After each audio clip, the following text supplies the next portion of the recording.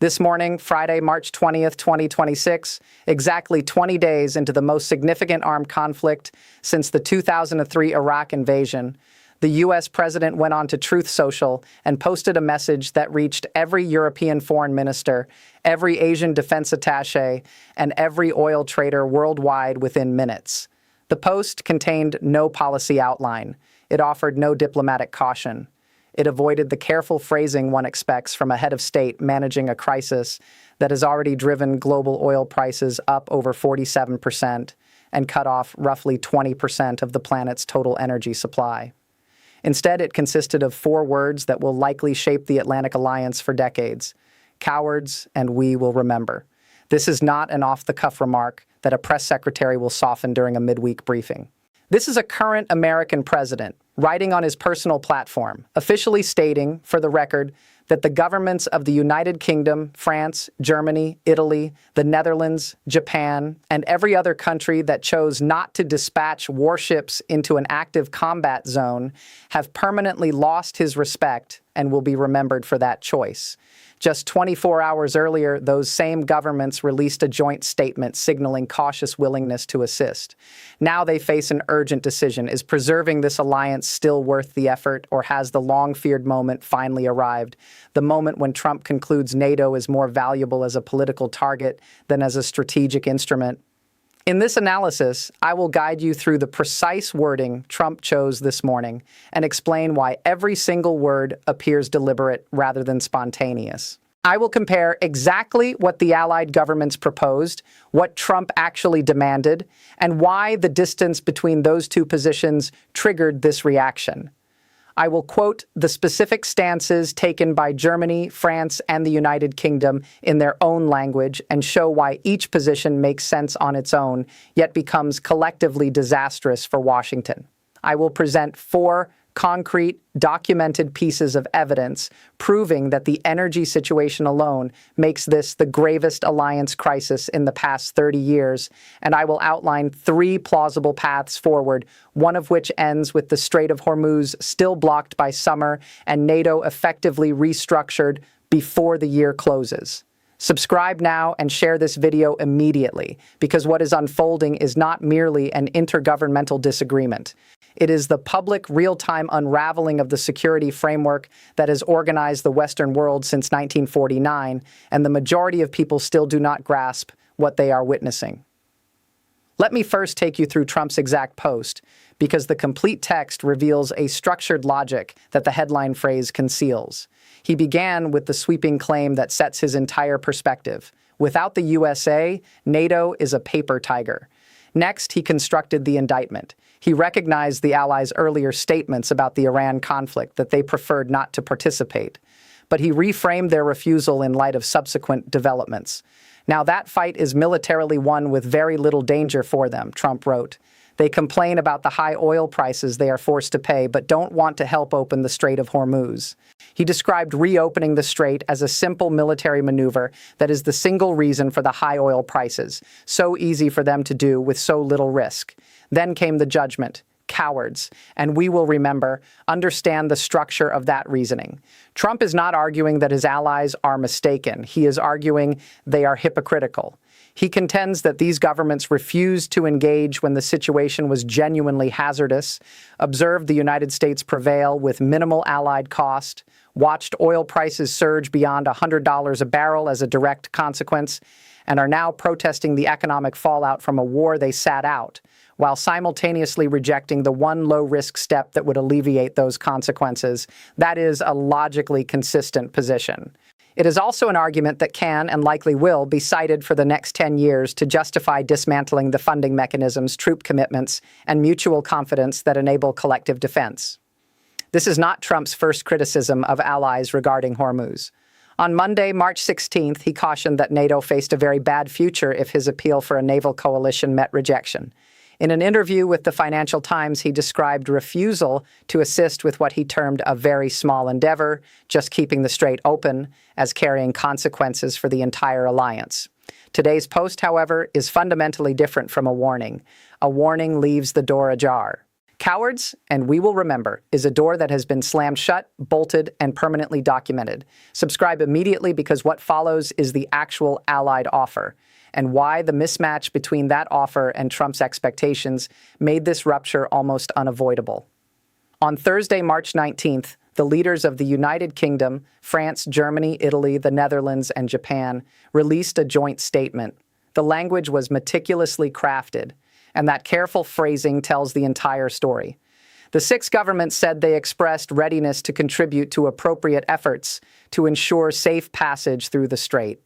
They welcomed the commitment of nations who are engaging in preparatory planning. They urged an immediate comprehensive moratorium on attacks on civilian infrastructure. Those are the words of administrations determined to look cooperative while avoiding any binding pledge. No specific warship numbers appear. No timetable for action is given.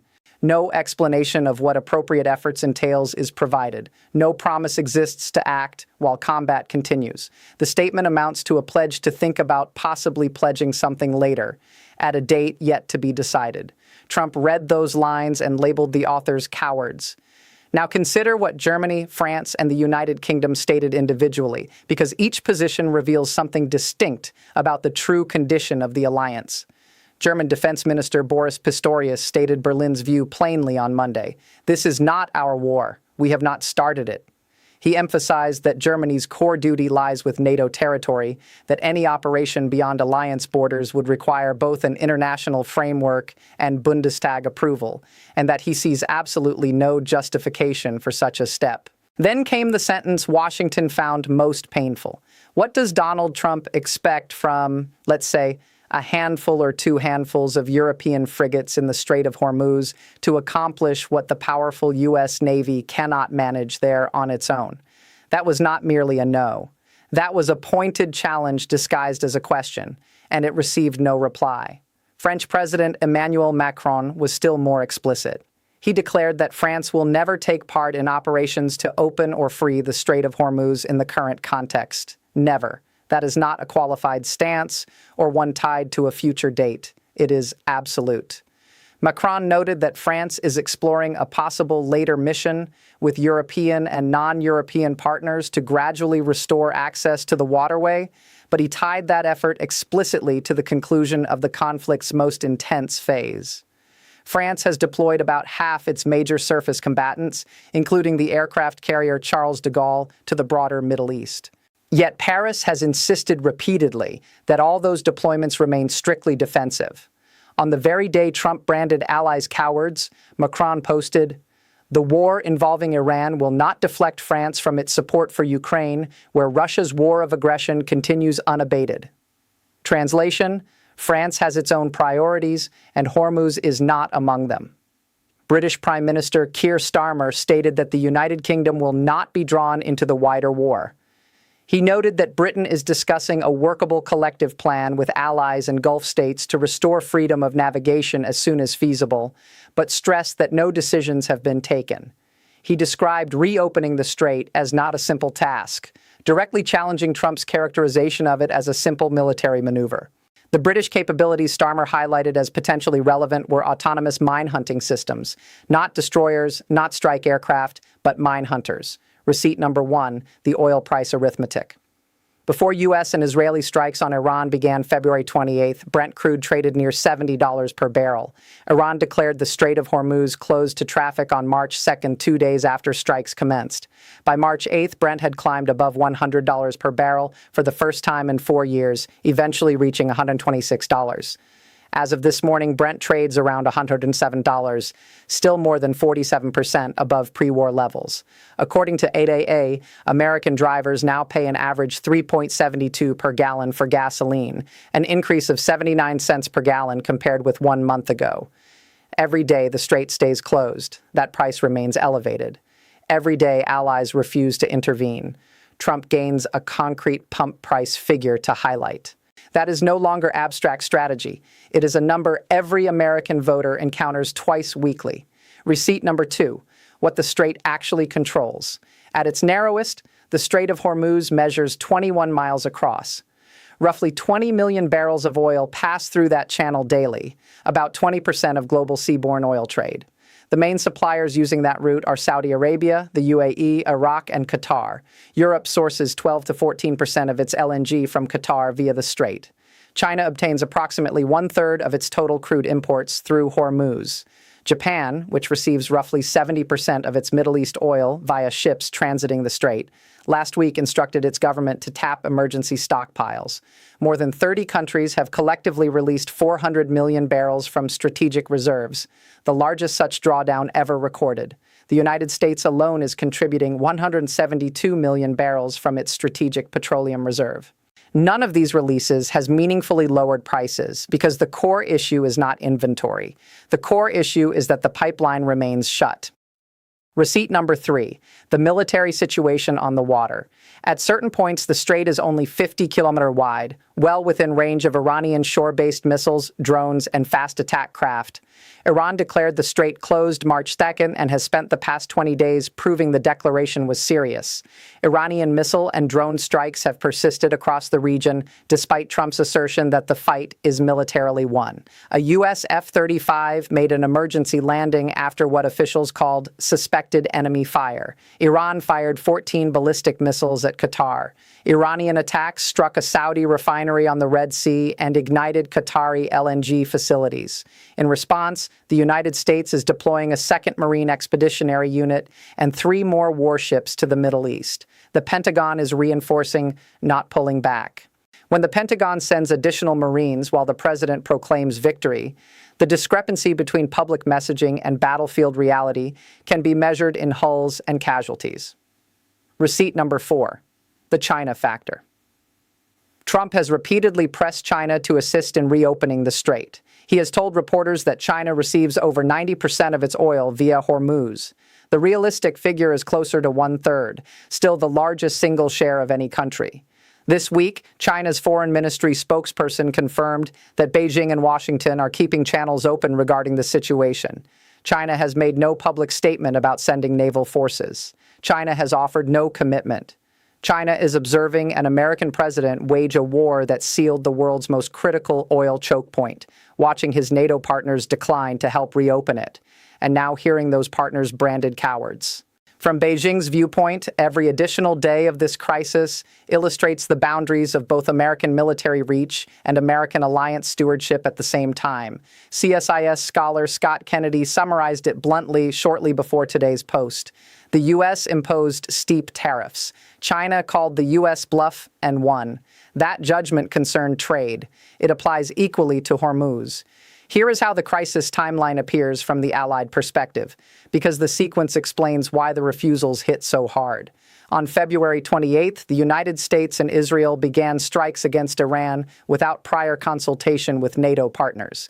Allied capitals learned of the operation through the same news outlets as their citizens. That pattern, act first, notify allies afterward, set the tone for everything that followed. When Trump later demanded that those same allies send naval forces into the combat zone, he was requesting that they accept military and political exposure for a conflict they neither helped plan nor approved.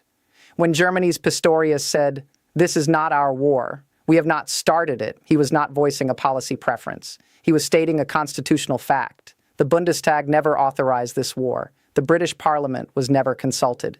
The French National Assembly received no briefing, yet the request on the table was to commit warships, sailors, and political credibility to an active shooting gallery where Iran has already shown it will target anything moving.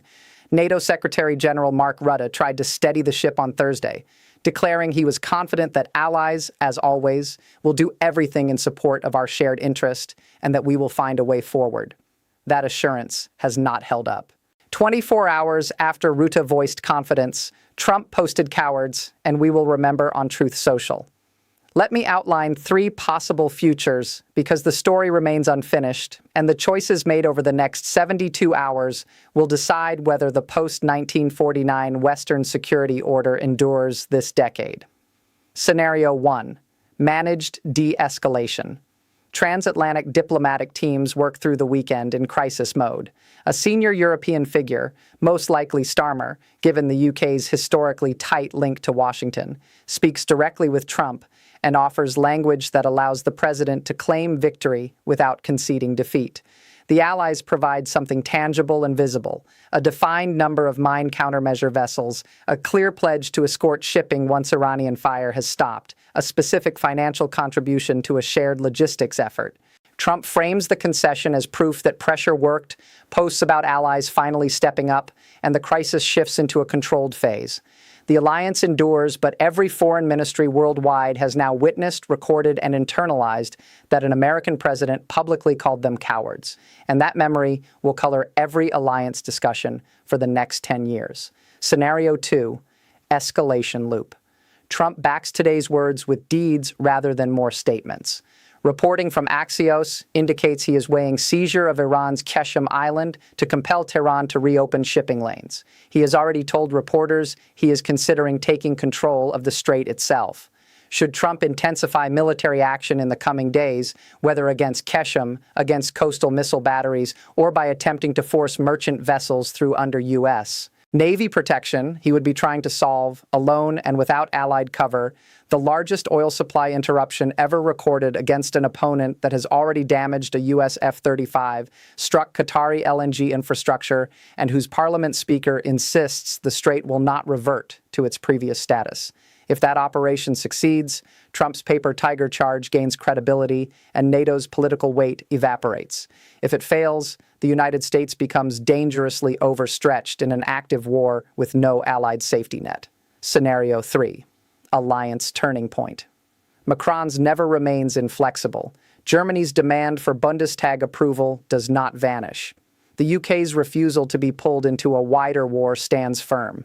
The 6 governments that issued Thursday's hedged joint statement decide over the weekend that their statement was sufficient, that they have fulfilled their democratic obligations, and that they will not be coerced by public criticism into military promises they cannot keep. In that case, this morning's Truth Social post shifts from opening move to final declaration, the moment the United States formally decoupled its security expectations from the NATO framework. What follows is not instant alliance collapse, but gradual institutional marginalization. European defense collaboration without American participation accelerates.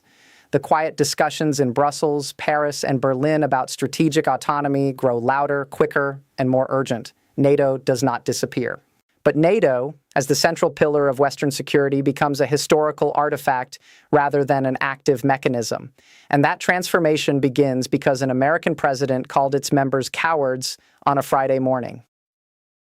Over the next 24 hours, I am tracking 3 developments. First, whether any of the 6 governments that endorsed Thursday's joint statement replies to today's post with anything stronger than routine language about treaty obligations, because a direct answer to being called cowards on the record fundamentally alters the diplomatic equation. Second, whether Brent crude climbs above $110 in tomorrow's session, because continued price increases despite Saudi and Emirati pipeline workarounds will simultaneously heighten economic strain on every player in this drama. Third, whether the White House releases any clarification, softening, or recharacterization of this morning's post before Monday, because whether the statement stands or gets walked back reveals whether Trump believes he holds sufficient domestic backing for whatever follows. The Strait of Hormuz has remained closed for 20 days. 20 million barrels of oil per day continue to be blocked at the world's most vital choke point. Brent crude sits at $107. American motorists are paying 79 cents more per gallon than they did a month ago. The United States is moving more Marines into the theater. Iran's parliament speaker declares the strait will not return to normal. And this morning, the President of the United States looked at every NATO partner, examined the joint statement 6 of them signed, considered Macron's never and Pistorius's not our war, and selected the one word that cannot be unsaid. The Allies did not want to fight the war. Trump proceeded anyway. Now the strait is shut. Prices are spiking, and Trump expects the Allies to repair a situation they never helped create. They said no, and now they will be remembered. Whether that memory becomes the central justification for dismantling the most enduring military alliance in history is an answer that will arrive before the weekend ends.